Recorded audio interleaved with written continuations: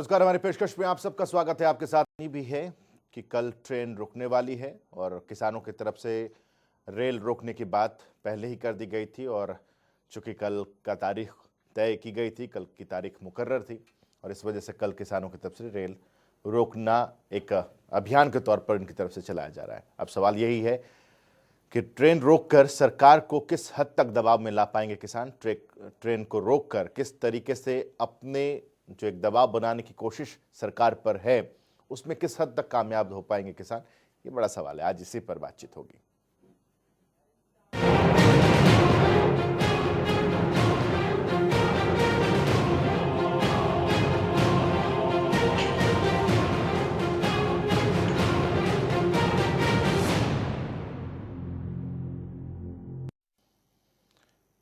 इस रेल रोकने के साथ साथ एक और मसला है जो इस वक्त हरियाणा में चर्चा में है, उससे भी हम आपको रूबरू कराना चाहते हैं। दरअसल हम दो बयान आपको सुनाना चाहते हैं। एक बयान है गुरनाम चडूनी का और एक बयान है राकेश टिकैत का।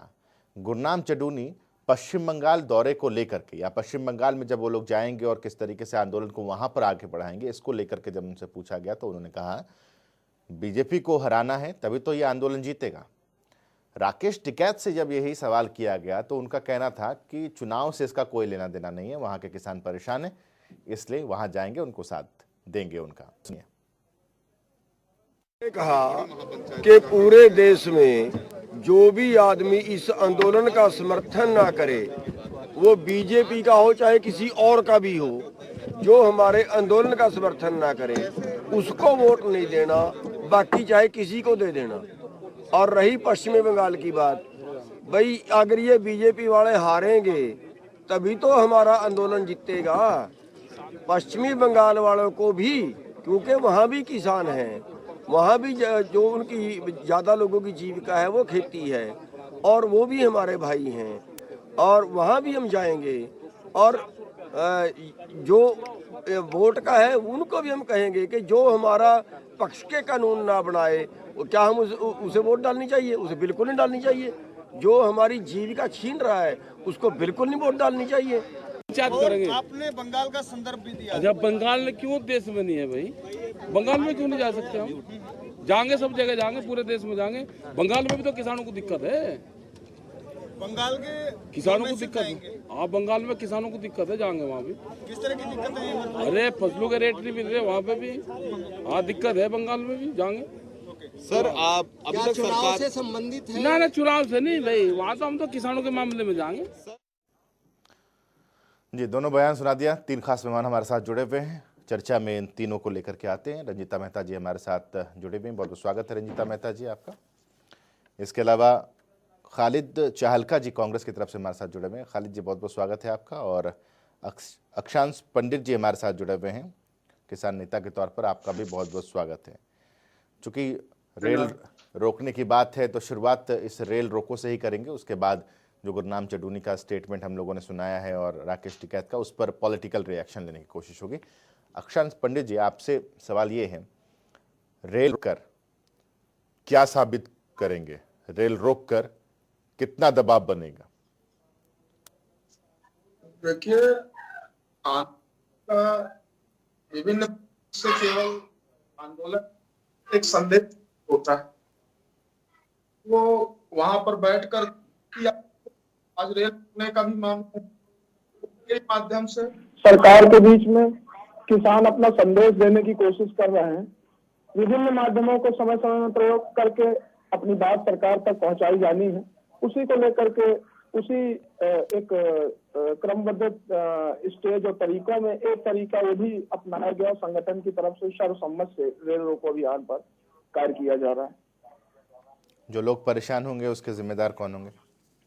आपने जो कहा, लोगों को परेशानी तो होगी लेकिन कम हो, इसी के लिए 12 से 4 का समय रखा गया, एक लिमिटेड समय रखा गया। और उसमें भी ये भी आंतरिक तौर पर संगठन का निर्देश है कि केवल संदेश देने के तौर पर कार्य किया जाए। ऐसा नहीं है कि 12 से 4 है तो पूरे रेल ट्रैक को ही 12 से 4 के लिए 26 जनवरी को भी देना था आप लोगों को, ट्रैक्टर मार्च निकालकर। बिल्कुल, जो उस समय चूक हुई थी, बिल्कुल सही है आपकी बात, जो उस समय चूक हुई थी उस चूक में अब किसी प्रकार की कोई अव्यवस्था ना हो। कौन इस गारंटी चीज लेगा का भी- इसकी? नहीं, कौन गारंटी लेगा? पूर्णतः कोशिश की जा रही है ना इस चीज पर। किसी की जवाबदेही होगी, किसी की जिम्मेदारी होगी। बिल्कुल, जवाबदेही भी कही जा रही है और सभी को 26 जनवरी में जो लगातार हुआ उसकी तो कोई जवाबदेही लेने को तैयार नहीं है।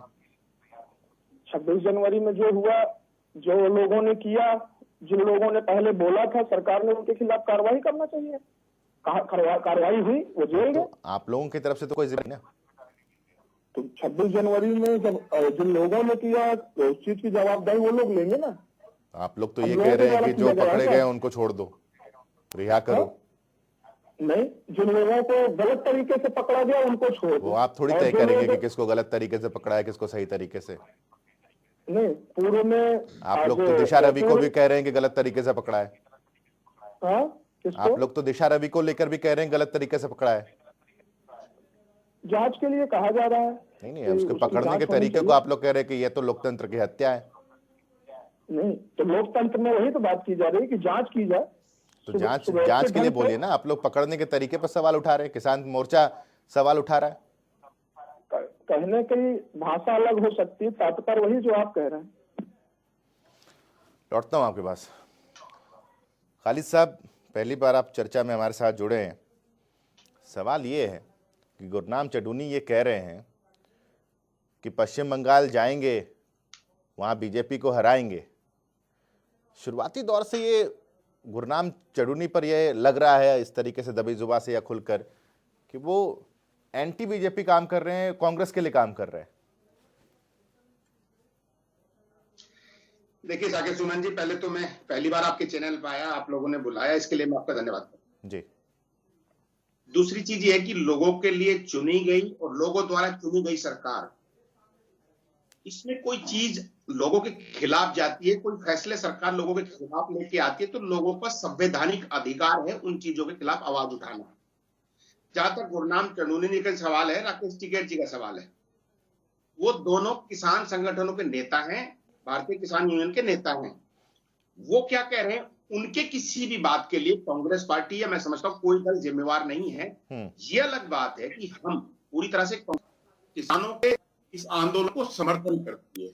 पूरे शराब से भी 3 महीने होने को, पूरे 3 महीने इस आंदोलन को चले हुए हो गए और 3 महीने में आपको पता है कि 200 से 300 लोग, जिनको भाजपा के लोग कहते हैं कि जैसे अभी जेपी दलाल जी का, हरियाणा के कृषि मंत्री का बयान सामने आया कि वो कहते हैं कि लोगों को मरना है, किसी तरह से मरेंगे, लेकिन हम ऐसा नहीं कहते। किसी विशेष मकसद के लिए वो लोग आए थे, अपनी आवाज के लिए, अपने हक के लिए। नहीं। तो वो आप लोग आंदोलन में अपना बलिदान, आप लोग ये कहते हैं कि शराब से भी अगर मदद करनी है तो शराब से भी मदद कर दीजिए। नहीं, चीजों को अलग तरह से पेश किया जाता। आपने ये तो कह दिया, आपने कभी ये भी कहा कि देश के प्रधानमंत्री किसान आंदोलन को जो 300-400 लोग शहीद हो चुके, साकिब सुमन जी, उन लोगों को कह रहे हैं कि ये आंदोलन की भी एक बीमारी है इस देश के अंदर। आपको याद होगा, हम सबको याद है कि जब वो तो कांग्रेस शासन में, प्रधानमंत्री ने तो ये जो आंदोलन जीवी शब्द का इस्तेमाल किया था, जिसका आप जिक्र कर रहे हैं, ये तो उन लोगों के लिए किया था जो हर आंदोलन में पहुंच जाते हैं, हर आंदोलन में दिखाई दे जाते हैं, चाहे उनका सरोकार हो या ना हो उन आंदोलनों से, चाहे वो किसान हो, चाहे वो स्टूडेंट हो, चाहे वो सीए के मसले पर उनका कोई लेना देना हो ना हो, वो दिख जाते हैं जरूर। ये तो उनका इस लिहाज से उन्होंने राकेश सुमन जी, इस देश के मीडिया ने या देश की सरकार ने क्या उन लोगों को आइडेंटिफाई किया है कि ये लोग कौन है जो हर उसमें पहुंच जाते हैं आंदोलन में? और ये कैसे कह सकते हैं हम लोग कि जब देश की चुनी हुई सरकार देश के लोगों के खिलाफ फैसला ले रही है, अगर उसमें आवाज में कोई मिलाता है तो वो सरकार का विरोधी है, भाजपा का विरोधी है, देशद्रोही है। ठीक। और उनमें हाँ में हाँ करता है तो वो सरकार के लिए बहुत अच्छा है। ये चीजें नहीं होनी चाहिए। लोकतांत्रिक देश में संवैधानिक सरकारें चल रही है, संविधान है हमारे पास, और किसान अपनी आवाज उठा रहे, तो उसमें किसी को इसमें दिक्कत नहीं होनी चाहिए। उनका तरीका क्या है वो किसान समझते हैं। कांग्रेस पार्टी पूरी तरह से उनका समर्थन। लौट रहा हूं, और कुछ नाम तो ऐसे हैं जो मीडिया में रहने की वजह से हम मीडिया कर्मियों को भी याद है कि कौन कौन से ऐसे लोग हैं जो हर आंदोलन में जो नजर आ जाते हैं। खैर, रंजीता मेहता जी, अब किसान आंदोलन के साथ साथ एक स्ट्रैटेजी और काम कर रही है। अगर गुरनाम चडूनी की बातों को पूरी गंभीरता से लें तो, कि पश्चिम बंगाल में आप लोगों को हराने के लिए ये एक जत्था जो है वो वहां पहुंचेगा? देखिए, मैं दोनों चीजों का जवाब दूंगी। जो रेल रोको को लेकर उन्होंने आंदोलन छेड़ा है उसको लेकर भी, और जो दूसरी बात ये कह रहे हैं वेस्ट बंगाल के चुनाव को लेकर भी। सबसे पहले तो आपको बताना चाहूंगी कि जब लॉकडाउन का पीरियड था, जब कोरोना काल का पीरियड था, उस समय पंजाब में इस आंदोलन को शुरुआत की गई थी और सबसे पहले शुरुआत इन्होंने रेलवे को रोककर की थी। और आपको जानकारी के लिए बता दूं कि 20,000 करोड़ का नुकसान जो है वो केवल पंजाब को इस वजह से हुआ क्योंकि यूरिया और फर्टिलाइजर सेंट्रल गवर्नमेंट से पंजाब में नहीं आ पाया, जिसकी वजह से ब्लैक मार्केटिंग वहां पे शुरू हो गई। जो 400 का कट्टा था वो 1000 में बिका और जो डीएपी का कट्टा 1200 का था वो 2500 में बिका। तो उसके बाद जब पंजाब वालों को ये होश आया कि इसकी वजह से हमें इतना ज्यादा नुकसान हो रहा है, तब उन्होंने रेल रोकने के जो आंदोलन को वापस लिया और उन्होंने ये रेल रोकनी बंद की। अब दोबारा जब इन्होंने 8 फरवरी को 10 फरवरी को इस मुहिम को छेड़ा, तब भी काफी किसान आंदोलन जो है 70% से ज्यादा इस चीज के लिए मना कर रहे थे कि हम इसके हक में नहीं है क्योंकि इससे हमारा नुकसान हो रहा है, किसी और का नुकसान नहीं हो रहा। आप देखेंगे कि हरियाणा के मुख्यमंत्री जो मनोहर लाल खट्टर जी हैं, उन्होंने मेरा पानी मेरी विरासत के तहत इस दौरान भी रिकॉर्ड साबित किया है पूरे देश के अंदर।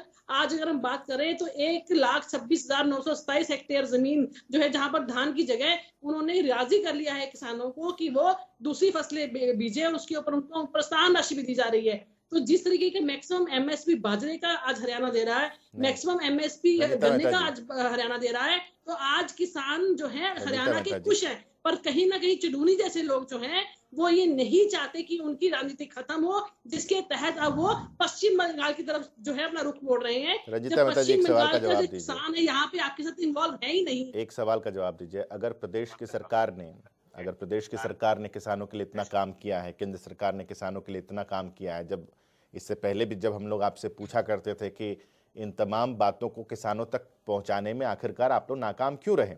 गृह मंत्री को बैठक करनी पड़ती है, गृह मंत्री को एक निर्देश जारी करना पड़ता है। हरियाणा बीजेपी में भी हलचल देखने को मिलती है, अलग अलग जगहों पर बैठकों का दौर शुरू हो जाता है। गुरुग्राम में भी बैठक हुई जिसमें ये तय किया गया कि किसानों से मिला जाएगा। किसान पंचायत की बात हुई थी, वो होने नहीं दिया किसानों ने। तो लोगों तक तो कन्वे आप लोग नहीं कर पाए ना मैसेज। तो इसमें गलती और या हार अगर है तो आप लोगों की है। देखिए, जहां तक करनाल के किसानों की बात है वो उस दिन भी मिलना चाहते थे और सुनना चाहते थे। जो आंदोलन जीवियों की बात की है मोदी जी ने, ये ऐसे आंदोलन जीवी हैं जो नहीं चाहते कि ये आंदोलन खत्म हो। कहीं ना कहीं विपक्ष उसके अंदर बहुत बड़ा रोल अपना रहा है। आज अगर किसी किसान को गुमराह करने का काम, उनको चाहे शराब भी परोसनी पड़े, इनके नेता ये कहते हैं कि शराब परोसो, पर ये किसान आंदोलन जिंदा रहना चाहिए। तो आप सोच सकते हैं कि इनकी रंजीता मेहता जी, अगर कोई गुमराह कर रहा है, वेस्ट बंगाल धान का सबसे बड़ा केंद्र है, सबसे बड़ा उपजाऊ जो है वो वेस्ट बंगाल के अंदर है। अगर कोई गुमराह करने की कोशिश कर रहा है, अगर कोई गुमराह करने की कोशिश कर रहा है, रंजीता जी, ये आंदोलन सिर्फ हरियाणा, रंजीता जी एक सेकंड सुनिए। ठीक है, सुनिए रंजीता जी, सवाल ये है कि अगर कांग्रेस या कोई भी पार्टी, जैसा आप कह रहे हैं कि अगर गुमराह कर रहे हैं किसानों को, तो पहली बात ये कि मैं किसानों को नासमझ नहीं मानता कि वो नासमझ हैं और किसी के बहकावे में आ जाएंगे। दूसरी बात ये कि अगर गुमराह वो कर रहे हैं तो आप तो समझाने का काम करें, आपकी बातों में दम क्यों नहीं है? देखिए, बिल्कुल दम है। आज अगर कांग्रेस की नीतियों की बात करें जो उन्होंने अपने टाइम पे की थी, आज अगर उनको याद दिलाएं उनके मैनिफेस्टो, जिन चीजों को वो खुद लिखकर एग्री करते थे, आज उन्हीं चीजों के विरोध में आज किसानों की कंधों पर अपनी अर्थी ढुआना चाहती है कांग्रेस। आज अगर बात करते हैं वेस्ट बंगाल की, सवाल ये नहीं, सवाल ये नहीं, सवाल ये है ही नहीं, सवाल ये नहीं है। सब लोग वहां पर, रंजीता मेहता जी, सवाल ये नहीं है, सवाल ये नहीं है रंजीता मेहता जी, सवाल ये नहीं है, सवाल ये नहीं है। मैं बस इतना चाह रहा हूं कि अगर वो गुमराह कर रहे हैं तो आपकी बात में कहते हैं ना कि हाथ कंगन को आरसी क्या और पढ़े लिखे को फारसी क्या। अगर आपकी बातों में इतनी सच्चाई है, अगर आप लोग इतने सही हैं, तो प्रत्यक्ष को प्रमाण की आवश्यकता ही नहीं होती है।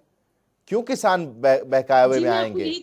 मैं आपको यही तो बताना चाहती हूँ कि आज अगर हमने फायदे की चीजें लेकर आए हैं, उसके बावजूद मोदी जी ने ये कह दिया कि हम 1.5 साल तक इसको स्थगित करने के लिए तैयार हैं। आप हमारे साथ बैठिए, आप हमसे समझिए, आपको जो चीज अच्छी लगेगी वो रखेंगे, नहीं अच्छी लगेगी उसको अमेंडमेंट कर देंगे। उसके बावजूद अगर आज किसान वहां पर बॉर्डर पर बैठा है तो आप किसके डेढ़ बहकाने पर डेढ़ बैठा दो है, साल बहुत के बड़ा लिए क्यों? सवाल निशान है। 1.5 साल आज के लिए कह क्यों? तो चुनूनी नहीं, जैसे रंजीता लोग मेहता जी, जो रंजीता मेहता जी, इलेक्शन किसान तो ये कह रहे हैं, करना किसान तो ये कह रहे हैं, रंजीता मेहता जी एक सेकंड, किसान तो ये कह रहे हैं कि आप 1.5 महीने के लिए नहीं, आप 6 महीने के लिए रद्द कर दीजिए पूरी तरीके से। 6 महीने में हम नया प्रपोजल दे देते हैं आपको। 1.5 साल के लिए रख अरे दिया है। मैडम, 1.5 साल के लिए तो वो कह ही नहीं रहे, वो तो ये कह रहे हैं कि आप 6 महीने के लिए खत्म कर दीजिए, 6 महीने में नया कृषि कानून दे देंगे आपको। नया कृषि कानून किसानों से बात करके बन जाएगा। आप 2 साल क्यों नहीं लंबे उसको होल्ड करना चाहते हैं? आप तो 6 महीने का वक्त दे दीजिए, किसानों के साथ बैठिए। और मुझे तो 6 महीने भी बहुत ज्यादा लगते हैं। 1 महीने में किसान बता देंगे कि क्या क्या होना चाहिए इस कृषि कानून में। साकेत, कोई भी अगर कानून बनता है उसके अंदर अमेंडमेंट्स होती है, ना कि वो कानून खत्म करके दोबारा बनते हैं। इतिहास में आज तक नहीं हुआ कि कोई कानून खत्म किया गया जो हो। चीज इतिहास में नहीं हुआ वो नहीं होगा, ऐसा कहीं लिखा थोड़ी है। ऐसा कहीं लिखा थोड़ी है कि जो चीज नहीं हुआ इतिहास में वो कभी नहीं होगा। इतिहास में नरेंद्र मोदी कभी हिंदुस्तान के प्रधानमंत्री भी नहीं थे। इतिहास में नरेंद्र मोदी कभी हिंदुस्तान के प्रधानमंत्री नहीं थे, वो बने ना प्रधानमंत्री। इतिहास में जो चीज नहीं हुआ है वो वर्तमान में नहीं होगा, भविष्य में नहीं होगा, ये कहीं लिखा नहीं है। खैर, मैं आता हूं आपके पास। अक्षांश पंडित जी, एक सवाल मेरा ये, चूंकि भाकियू से आप भी जुड़े हुए हैं, भाकियू से राकेश टिकैत भी जुड़े हुए हैं, भाकियू से गुरनाम चढ़ूनी भी जुड़े हुए हैं, तो भाकियू का स्टैंड इतना अलग अलग कैसे हो गया है? एक तरह राकेश टिकैत कहते हैं कि पश्चिम बंगाल के चुनाव से कोई लेना देना नहीं है, गुरनाम चढ़ूनी भी भाकियू के हैं, वो ये कहते हैं कि बीजेपी को हराएंगे तभी तो हमारा आंदोलन जीतेगा। देखिए, एक चीज मैं आपको बता दूं कि राष्ट्रीय अध्यक्ष जी के द्वारा मुझको भी मध्य प्रदेश का जो भी चक्का जाम वाला कार्यक्रम था, जिसमें मैं मध्य प्रदेश का मुझको प्रभारी बनाया गया था, और वहां जाकर के जब चक्का जाम का कार्यक्रम हुआ तो चक्का जाम का कार्यक्रम किया गया और शांतिप्रिय तरीके से किया गया। आह्वान राष्ट्रीय नेतृत्व का था, उन्होंने निर्देशन दिया, लेकिन मैंने जाकर के वहां पर, चाहे समाज के बीच में हो, मीडिया कर्मी के बीच में हो, अपनी बात रखने का कार्य किया। ये कोई संयुक्त किसान मोर्चे का बयान नहीं था, पहली बात मैं आपको बता दूं। दूसरी बात, भारतीय किसान यूनियन केवल और केवल किसानों की लड़ाई पर बात कर रहा है। पूरे देश में जाएंगे, हर जगह किसानों की बात करेंगे।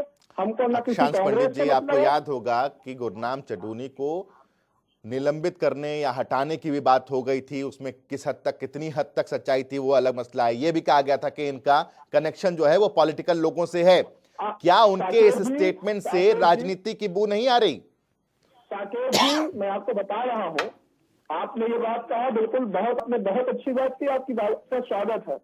उन्होंने जैसे ही ऐसी कोई बात आई, संयुक्त किसान मोर्चा ने उस समय एक फैसला लिया था। आपने जो बताया आपको वो भी जानकारी में होगा उस समय क्या फैसले लिए गए।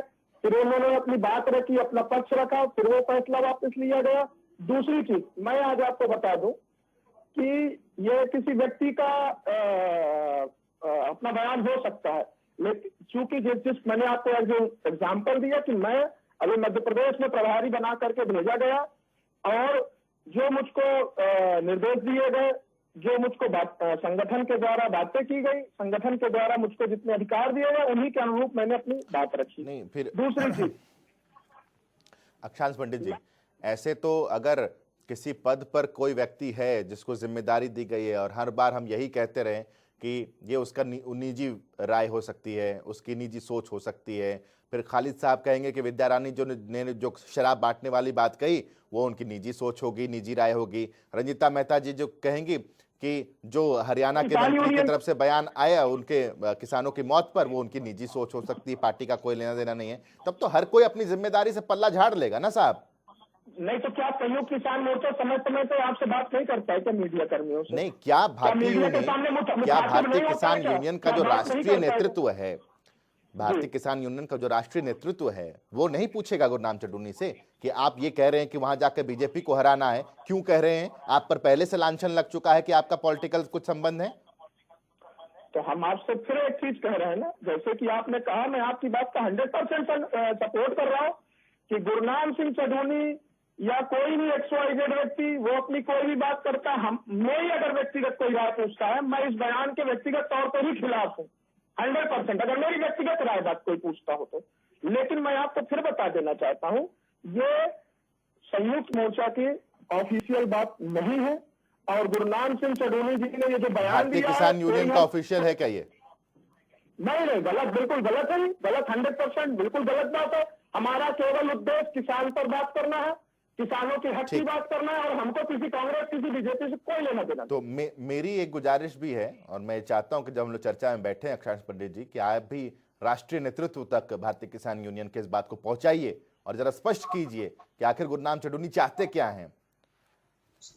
मैं आप साकेत जी आप तो जिस दिन अगली वहां मीटिंग होगी हमारे संयुक्त किसान मोर्चे की, इस बात को लेकर के रखूंगा कि ये जो आपसी कम्युनिकेशन गैप जो हो रहा है, ये बातें नहीं होनी चाहिए, और सीधी केवल किसान हित पर बात होनी चाहिए। ठीक है खालिद साहब, अब भारतीय जनता पार्टी की तरफ से रंजीता मेहता जी हैं, वो कह रही हैं कि कांग्रेस लगातार इन्वॉल्व हो रही है, शुरुआती दौर से इन्वॉल्व हो रही है, खुद को जिंदा करने के लिए इन्वॉल्व हो रही है, और राजनीति की वजह से ही, आप लोगों की वजह से ही ये आंदोलन आगे चल रहा है। आप लोग चाहते ही नहीं कि आंदोलन खत्म हो।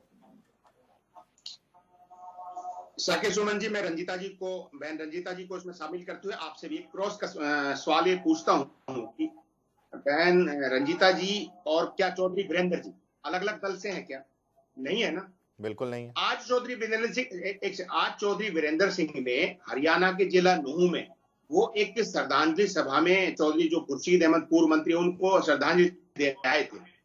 उन्होंने मीडिया से ये कहा कि जिन लोगों ने किसानों के खिलाफ जो बयान दिया, उनकी सोच और उनकी समझ बहुत निंदनीय है। दूसरा ये कहते हैं कि सरकार को ये कानून मान लेना चाहिए, सरकार को ये कानून जनता को सौंप देने चाहिए, जनता से कहना चाहिए कि आप अपने कानून बना के दीजिए, हम इधर से देते हैं, और बैठ के दोनों को बात करनी चाहिए।